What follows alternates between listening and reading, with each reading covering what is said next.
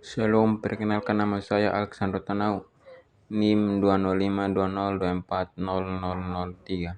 Kelas A, Prodi Psikologi Kristen, semester 1. Tugas individu. Presentasi teori kepribadian, perspektif, bioverisme, dan teori Erikson. 1. Biografi singkat Erikson. Erik Erikson adalah seorang psikolog yang lahir pada 15 Juli 1902 di Frankfurt, Jerman.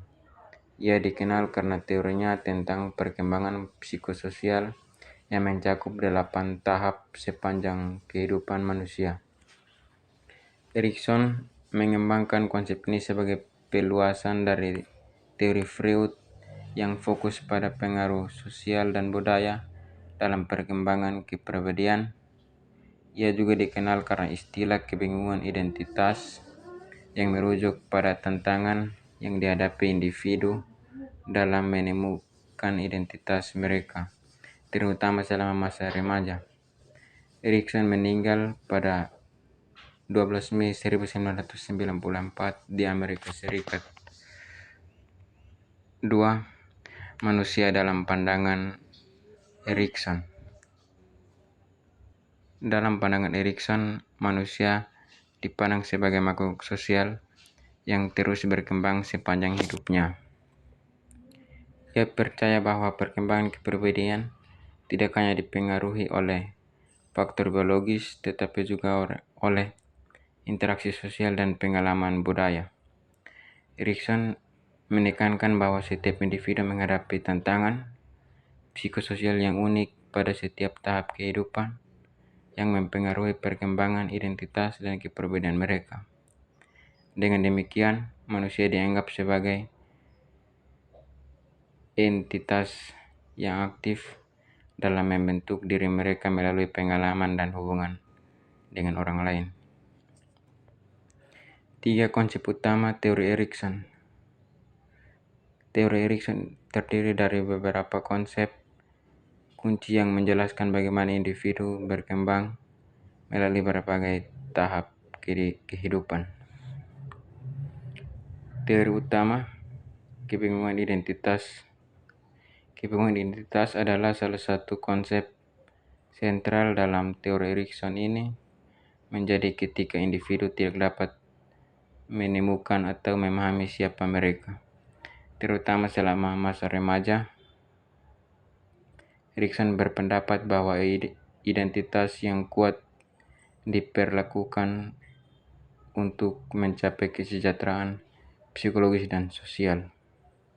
Tahapan psikososial dalam perkembangan kepribadian. Erikson mengidentifikasi 8 tahap perkembangan psikososial, di mana setiap tahap memiliki konflik yang harus dihadapi individu. Berikut adalah tahapan tersebut. 1. Kepercayaan versus ketidakpercayaan 0 sampai 1 tahun. 2. Otonomi versus ragu-ragu 1 sampai 3 tahun. 3. Inisiatif versus rasa bersalah 3 sampai 6 tahun. 4. Industri versus kebingungan inferioritas 6 sampai 12 tahun. 5. Identitas versus kebingungan identitas 12 sampai 18 tahun. 6. Intimasi versus isolasi 18 sampai 40 tahun. 7. Generativitas versus stagnasi 40 sampai 65 tahun. 8. Integritas versus keputusasaan 65 tahun ke atas.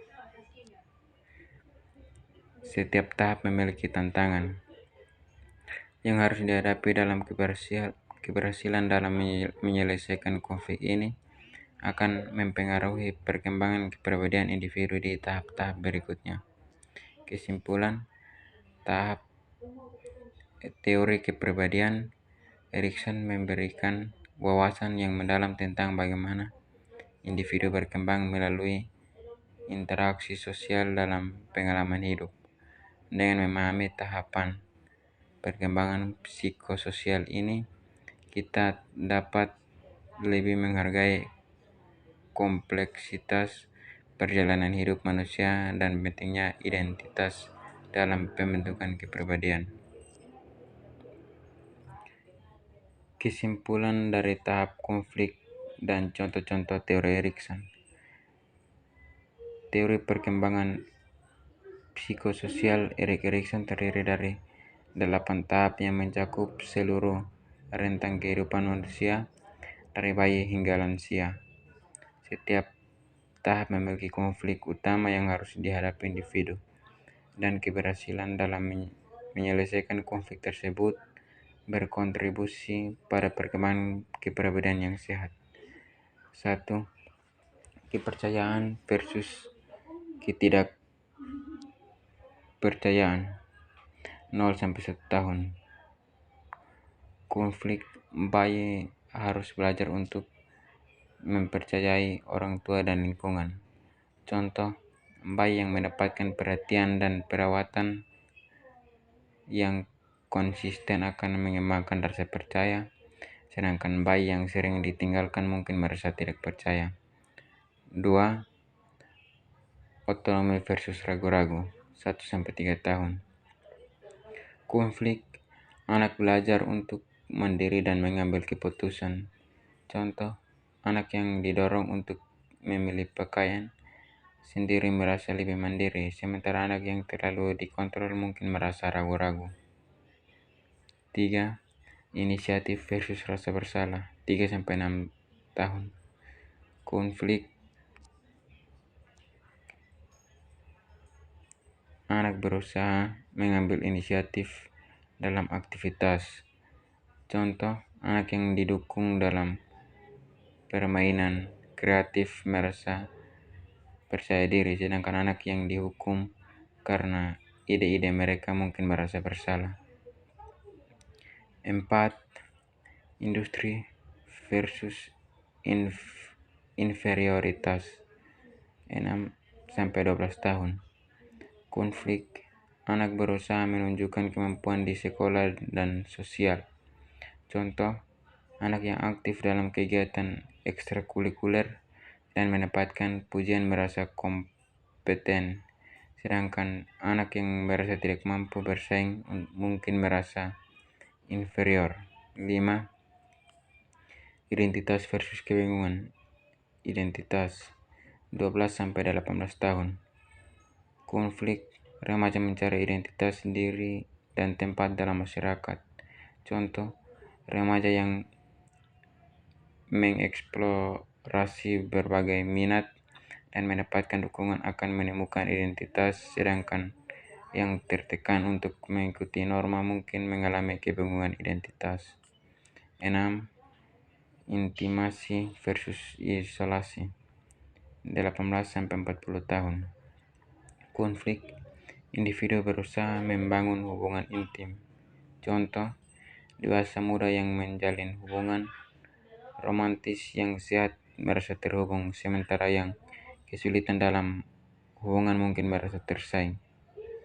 7. Generativitas versus stagnasi. 40-65 tahun.